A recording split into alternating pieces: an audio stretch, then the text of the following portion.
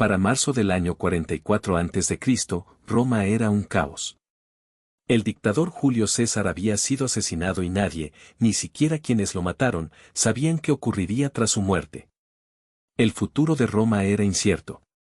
Frente a una muchedumbre, Marco Antonio, leal mano derecha de César, leyó públicamente su testamento en la plaza principal de Roma. La ciudad heredó muchos regalos, pero el dictador legó su riqueza personal y, más importante aún, su apellido a su familiar masculino más próximo, su sobrino nieto e hijo adoptivo, Octavio Augusto, un total desconocido para los romanos. Así comienza a escribirse la vida y el legado del hombre que convertiría a Roma de una antigua república a uno de los imperios más prósperos, grandes e influyentes que la humanidad ha conocido. Muchos aclaman a Augusto como un gran líder, un visionario, un gran constructor, pero otros tantos lo condenan al acusarlo de ser tan despiadado y sanguinario como los tiranos de la historia moderna. Entonces, ¿quién es este personaje capaz de levantar pasiones tan encontradas? Conozcamos de cerca la vida de Cayo Julio César Octaviano, mejor conocido como Augusto, el primer y, para muchos, el mejor emperador de Roma. Antes de meternos a fondo, no olvides suscribirte a nuestro canal y activar las notificaciones para mantenerte al día con nuestras actualizaciones. Y, el heredero de Julio César y el camino al poder. Un joven con un destino inesperado. Cayo Octavio Turiño nació en septiembre del año 63 a.C. y era solo un adolescente cuando recibió la nefasta noticia: Julio César, su tío abuelo y padre adoptivo, había sido asesinado. Esta muerte le cambiaría la vida, pues con ella recibiría una herencia inimaginable. Su madre, Asia, le rogó que no se involucrara en la peligrosa vida política romana, pero él no la escuchó. Al llegar a Roma, la ciudad estaba bajo las órdenes de Marco Antonio, un viejo aliado de su padre que ambicionaba ser el nuevo César.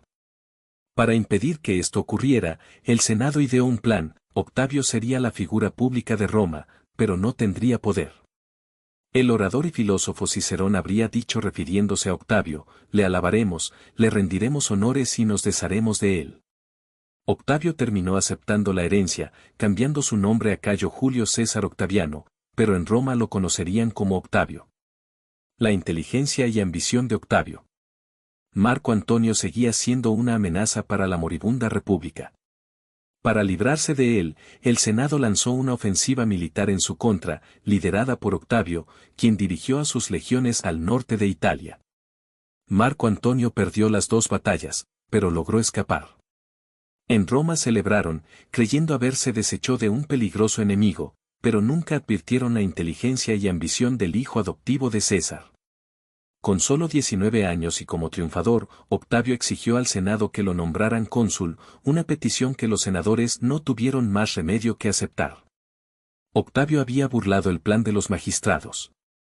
El segundo triunvirato y el fin de la república. El joven cónsul necesitaba un poderoso aliado. Recurrió a su antiguo enemigo, Marco Antonio, con el que tenía en común las ganas de vengar la muerte de Julio César. Octavio y Marco Antonio formaron un triunvirato con el comandante de las legiones de las Galias, Marco Emilio Lépido. De esta manera, en el año 43 a.C., estos tres hombres tomaron el control de Roma, comenzando una despiadada purga que significaría el fin de la República Romana. Con el segundo triunvirato, terminarían asesinados o exiliados unos 300 senadores y opositores. Cicerón fue uno de ellos. Un año después, en el 42 a.C., Octavio y Marco Antonio libraron dos batallas contra los principales conspiradores responsables de la muerte de Julio César, Bruto y Casio, a quienes derrotaron en sangrientas lides libradas en Filipos, Macedonia. 2. Cleopatra, Marco Antonio y la batalla final. La ruina de Marco Antonio. No pasó mucho tiempo para que el débil Lépido quedara afuera del triunvirato, dejando a Octavio y Marco Antonio al frente de una Roma repartida. Antonio tomó las ricas provincias orientales, mientras que Octavio se quedó con el resto de la ciudad. En este tiempo de tensa paz, surgió la figura de Cleopatra, la soberana de Egipto. Marco Antonio se enamoró de ella y dejó a Octavia, la hermana de Octavio, con la que había contraído matrimonio. La ofensa, amparado por el poder y la riqueza de Cleopatra, Antonio llegó a declarar que Cesarión, el hijo ilegítimo de ella y Julio César, era el legítimo heredero del difunto dictador. Tal ofensa solo exacerbó su delicada relación con Octavio. La propaganda, Octavio aprovechó la oportunidad para desmoronar la figura política de Antonio, proclamando que había abandonado su forma de vida tradicional para adoptar bárbaras costumbres extranjeras. La alianza con Cleopatra, una extranjera, fue un factor clave que propició que el Senado se pusiera del lado de Octavio. La batalla de Accio, 31 a.C. El 2 de septiembre del 31 a.C., el Senado romano declaró la guerra contra Marco Antonio y Cleopatra, terminando la batalla dialéctica y comenzando el enfrentamiento con las armas. Octavio, con el apoyo del Senado y de sus experimentadas tropas, delegó el mando al general Marco Agripa y zarpó. En el otro bando, esperaba Marco Antonio, respaldado por la riqueza y el poder de Oriente. En Accio, costa occidental de Grecia, las fuerzas de Antonio y Cleopatra cayeron derrotadas. Marco Antonio regresó perdido a Egipto, donde se suicidó. Cleopatra intentó salvarse apelando a su romance con Julio César, pero de nada sirvió. Arruinada y humillada, también se suicidó al dejarse morder por una serpiente. Poco tiempo después, Octavio ordenó el ahorcamiento de Cesarión y ejecutó al hijo mayor de Antonio. Con la victoria en la batalla de Accio, Roma se apoderó de Egipto y de todas sus riquezas.